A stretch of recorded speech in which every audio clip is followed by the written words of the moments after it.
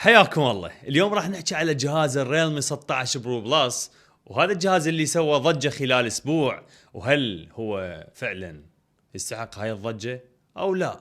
راح نحكي على اداء الجهاز، البطارية، الالعاب وهواي تفاصيل ثانية، واكيد راح نحكي على العيوب اللي موجودة بالجهاز. ونبدي بالعيوب. حياكم الله وكملوا الفيديو. ايش قد ما كان الجهاز قوي لازم اكو عيوب بنفس الوقت، وهنا المستخدم راح يشوف انه العيب يبدي بالحجم. بعض المستخدمين راح يشوفون انه حجم الجهاز كبير فراح يواجه مشكلة اثناء استخدامه بالايد الوحدة، وبنفس الوقت الشاشة منحنية من 4 اتجاهات، وهذا الشيء راح يسبب مشكلة عند المستخدم بلاصق الحمايه. تعرفون احنا العراقيين دائما نخلي لاصق حمايه على الشاشه، نخاف انه الجهاز يوقع. تعرفون اغلب الاجهزه غاليه فلازم نحميها مهما تكون طبقه الحمايه اللي موجوده بشاشه الجهاز. طبعا هي موجوده جوريلا جلاس 7 اي، بس مع ذلك نتخوف اذا خلينا الجهاز بالجيب ويا مفاتيح راح تشخط الشاشه، ولاحظ هذا الشيء من خلال استخدام الجهاز. فالشاشه والحجم هنا راح يسبب مشكله عند بعض المستخدمين. بنفس الوقت الكاميرا الواسعه شفتها تحت الظروف الاضاءه المنخفضه انه هي ما تنطيك الاداء الرهيب. صح انه اكو معالجه بالذكاء الاصطناعي، بس ربما انه يعطيك صوره ممتازه، وبعض الاحيان يعطيك صوره الاضاءه مالتها جدا مرتفعه. فهاي العيوب اللي شفتها بالجهاز، وهسه راح نبدي المراجعه ونحكي على مواصفات الجهاز وشنو بيه الجهاز. كملوا الفيديو. خلينا نبدي بتصميم الجهاز. تصميم الجهاز راح تشوفون الاطار من المعدن، وراح يعطيك احساس انه هو جهاز من الفئه العليا او الفلاج شيب. بنفس الوقت اذا قلبت الجهاز راح تشوف انه الجهاز من الظهر اختلف عن السلسله اللي قبله واللي قبله واللي قبله.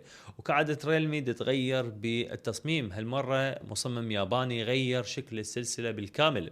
راح تشوفون انه الكاميرات مربعه، بنفس الوقت الظهر راح يكون مائل الى الجلد النباتي، هذه ماده من السيليكون.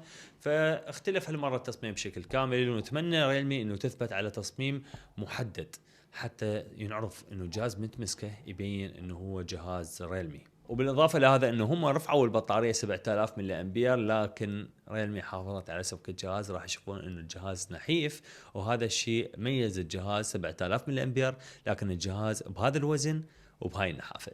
هسه راح نحكي على اداء الجهاز. اداء الجهاز اجى بمعالج سناب دراجون 7 جين 4، راح يعطيك اداء جيد، تصفح يومي بشكل سهل وسريع. بنفس الوقت الاداء راح يكون عندك سريع. بالنسبه للالعاب راح يعطيك اداء ثابت، فريمات ثابته. بلعبه الببجي راح يعطيك 90 فريم، راح يعطيك باغلب الاعدادات هي الاعلى. لكن بنفس الوقت هذا الجهاز ما موجه للالعاب. اكو بالنسبه للجيمر اذا كان يحب ياخذ الجهاز للالعاب، فاكو اجهزه ثانيه هي مخصصه لهذا الشيء. هذا الجهاز قوته هي بالكاميرات، وهسه راح نحكي على الكاميرات. تعتبر الكاميرات هي اهم نقطه بهذا الجهاز. الجهاز داخل بقوه بعالم التصوير، خصوصا البورتريه. فالكاميرا الاساسيه هي 200 ميجا بكسل، راح تنطيك تصوير وصور حلوه ورهيبه بنفس الوقت.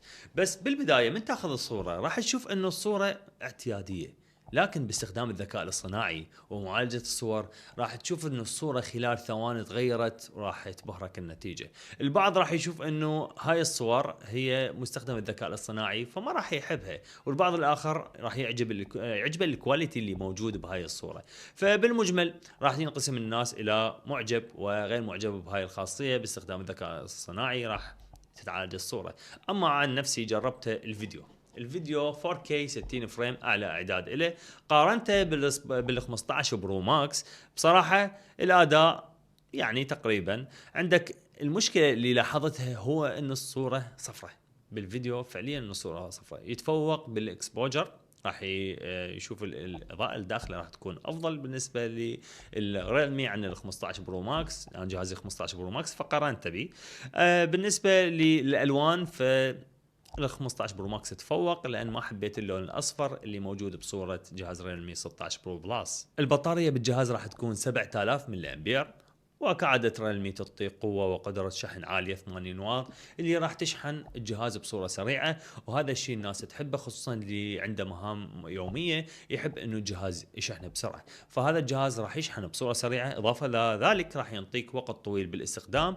والشيء اللي حبيته انه ريلمي حافظت على استهلاك البطارية والأداء مالتها، فما راح تستنزف بصورة سريعة. واحدة من الأشياء اللي تركز عليها ريلمي الشاشة راح تكون من نوع الأموليد بتردد 140 هرتز، بنفس الوقت راح تكون مشبعة بالألوان، فما راح تواجه مشكلة عندك بإضاءة تحت الشمس. ليش؟ لأن راح تكون 6500 شمعة عندك هنا في بعض النقاط، فما راح تأثر أشعة الشمس على الجهاز، وتكون عندك يعني الصورة واضحة في كل مكان أنت تتجول به. بنفس الوقت الحواف راح تكون قليلة جدا، فراح تعطيك تجربة مشاهدة ممتعة. واكو مشكلة احنا حكينا عنها ببداية الفيديو، هو الشاشة راح تكون منحنية، وهذا الشيء بعض المستخدمين ما يحبوه. ليش؟ لأن مثل ما قلنا ستيكر الحماية أو شاشة الحماية اللي احنا نقدر نخليها على الشاشة، خاف يوقع الجهاز وينكسر أو يتعرض للشخوط، ما راح تلقاها بصورة سهلة بالمتاجر. وهذا الشيء عن نفسي أنا ما أحب الشاشات المنحنية، أحب إنه الشاشة تكون مستقيمة.